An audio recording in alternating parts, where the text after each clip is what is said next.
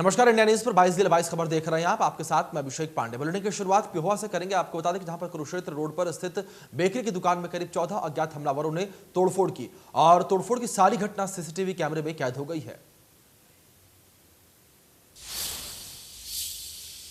से अधिक अज्ञात हमलावरों ने बेकरी की दुकान पर घुसकर तोड़फोड़ की। क्षेत्र में दहशत फैल गई। आसपास के लोग भी इस घटना से सहम गए और उनके मन में विचार आया कि क्या हमलावरों को कानून व्यवस्था व पुलिस का जरा भी खौफ नहीं है।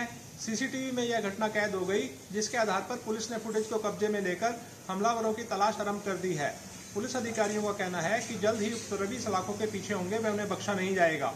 पुलिस भले ही उपद्रवियों को दबोच ले, लेकिन लोग यह सोचने पर मजबूर हैं कि कब इस तरह की घटनाओं पर अंकुश लगेगा। कुरुक्षेत्र से राजीव अरोड़ा, इंडिया न्यूज हरियाणा। गुरुग्राम के राजेंद्र पार्क में 4 हत्या करने के मामले में पुलिस ने आरोपी राय सिंह के बाद आरोपी पत्नी विमलेश को भी गिरफ्तार कर लिया है। दोनों को आज जिला अदालत में पेश कर रिमांड पर लिया है, लेकिन इस बीच पुलिस ने भी ये बात गले से नहीं उतर रही है कि आखिर किस तरह राय सिंह ने इस पूरी वारदात को अंजाम दिया। फिलहाल पुलिस की टीम गठित कर इस मामले की गहनता से जांच की जा रही है। आपको बता दें कि मंगलवार को अपनी पुत्रवधू के किराएदार से अवैध संबंध के शक में आरोपी मकान मालिक राय सिंह ने अपने पुत्रवधू, किराएदार दंपत्ति और उनके 2 बच्चों पर तेजधार हथियार से हमला किया था, जिसमें 4 लोगों की मौत हो गई जबकि एक बच्ची गंभीर रूप से घायल है।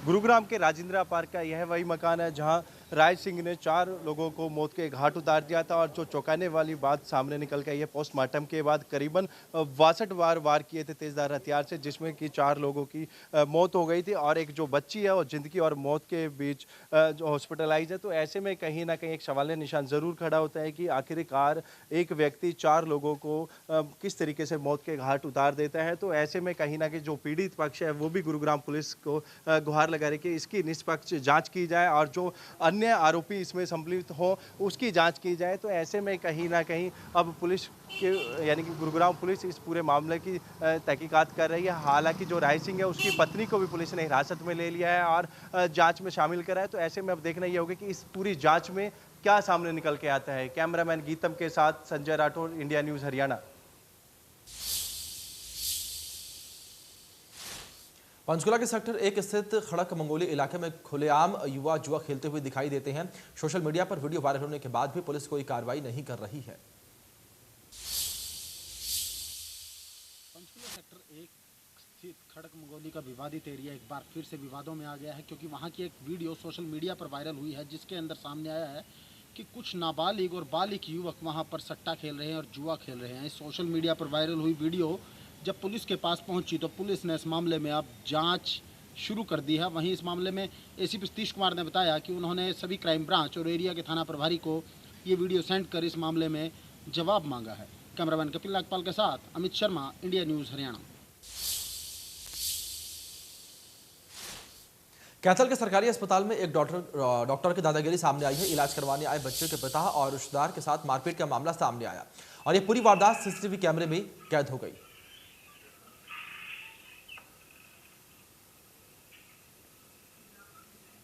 ये तस्वीरें भी आपके सामने देख सकते हैं किस तरीके से डॉक्टर की दादागिरी सामने आई और किस तरीके से डॉक्टर ने यहां पर इलाज कराने आए दंपत्ति के साथ दादागिरी की। नूंह जिले में बदमाश को न तो पुलिस का खौफ है और न ही कानून का कोई डर है। बदमाशों में इतना खौफ है कि पुलिसकर्मियों पर हमले कर रही हैं। ऐसा ही ताजा मामला सामने आया है नूंह के नहेदा गांव से, जहां पर गश्त के दौरान ERV 0477 पर तैनात 2 पुलिसकर्मियों पर एक बाइक सवार 3 बदमाशों ने हमला कर दिया और बदसलूकी भी की है।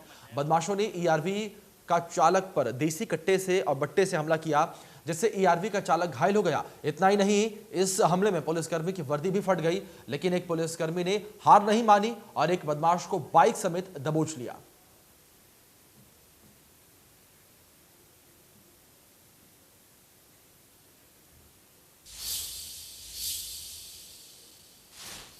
सिरसा में पिछले काफी समय से आपराधिक गतिविधियां बढ़ रही हैं, जिसे रोकने के लिए अब पुलिस मुस्तैद दिखाई दे रही है।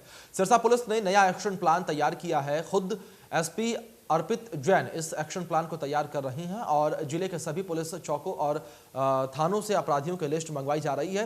पिछले 5 साल के उन सभी अपराधियों की लिस्ट तैयार की गई है जिन पर केस दर्ज हुए हैं। इन पर पुलिस की टीमें नजर रखेंगी। इसके लिए सभी थाना प्रभारियों के साथ साथ CIA भी विशेष ड्यूटी लगाई गई है। फिर से अपराध करने की संभावना वाले लोगों पर पुलिस विशेष निगरानी रखेगी। इस एसपी ने थाना प्रभारियों को मीटिंग बुलाई जिसमें अपराध रोकने पर चर्चा की गई और एसपी ने बताया कि सभी थाना प्रभारियों की ड्यूटी लगा दी गई है ताकि उन पर नजर रखी जा सके। इससे जिले में अपराध पर अंकुश लगाया जा सकेगा और आने वाले दिनों में बेहतर परिणाम हमारे सामने होंगे।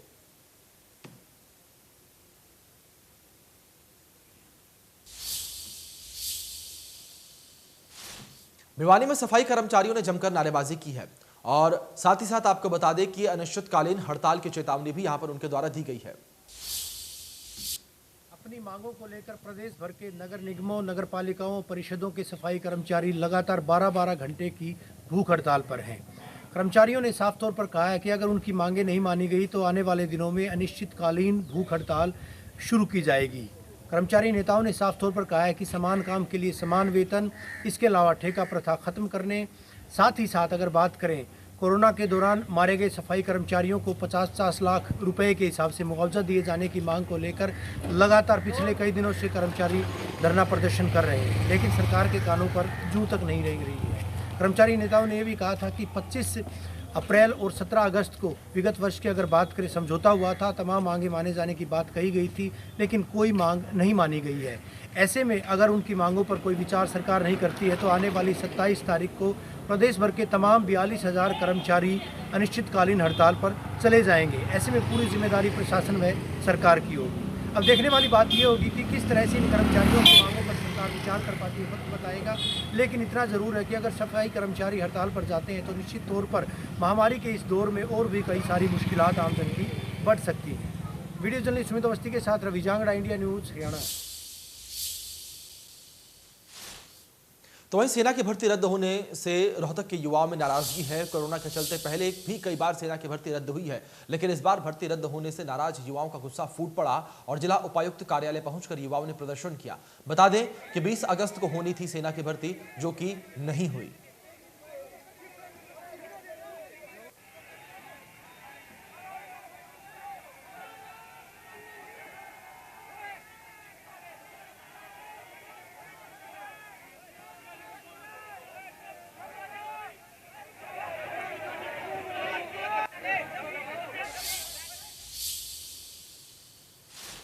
देश के 5 राज्यों में पानी की सप्लाई करने वाले हथनीकुंड बैराज के ऑपरेटिंग सिस्टम को हाईटेक किया गया है। अब कहीं भी बैठकर इस सिस्टम की मॉनिटरिंग की जा सकती है। यमुना नदी को कंट्रोल करने के लिए यमुनानगर में हथनीकुंड बैराज है। जब भी बाढ़ आती है तो हथनीकुंड का बैराज का नाम आते ही सभी को लगता है कि फ्लड गेट खोल दिए गए हैं और यमुना नदी के हथनीकुंड बैराज से ही उत्तर प्रदेश, हरियाणा, हिमाचल के लिए पानी का डिस्ट्रीब्यूशन भी होता है और जो पानी है दिल्ली को भी यहीं से ही जाता है। पहले तो इसका जो फ्लड गेट थे वो मैनुअल थे, लेकिन अब इसका कंट्रोल इलेक्ट्रॉनिक किया जा रहा है। आज खुद इसका ट्रायल देखने के लिए उपायुक्त गिरीश अरोड़ा मौके पर पहुंचे। उनके साथ एससी इरिगेशन एससी मित्तल व एक्शन विनोद कुमार भी थे। उन्होंने सारा काम बड़ा बारीकी से देखा कि किस तरह से फ्लड गेट कंट्रोल किए जाएंगे, किस तरह से डिस्ट्रीब्यूशन होगा और पानी का जो भी लेवल है वो अपने दफ्तर में बैठे, चाहे एससी इरिगेशन यमुनानगर का दफ्तर हो चाहे चंडीगढ़ का, वो बैठे नदी का कंट्रोल देख सकेंगे, कितना पानी आ रहा है, कैसे डिस्ट्रीब्यूशन करना है। यमुनानगर से देवीदास शारदा, इंडिया न्यूज़, हरियाणा। चरखी दादरी में भारतीय किसान यूनियन लोक शक्ति के प्रदेशाध्यक्ष जगवीर घसोला की अगुवाई में जिला प्रशासन को प्रधानमंत्री और मुख्यमंत्री के नाम ज्ञापन सौंपा गया है। भारतीय किसान यूनियन ने देश के प्रधानमंत्री को ज्ञापन पत्र प्रेषित कर किसानों की जायज मांगे तुरंत माने जाने की बात कही है।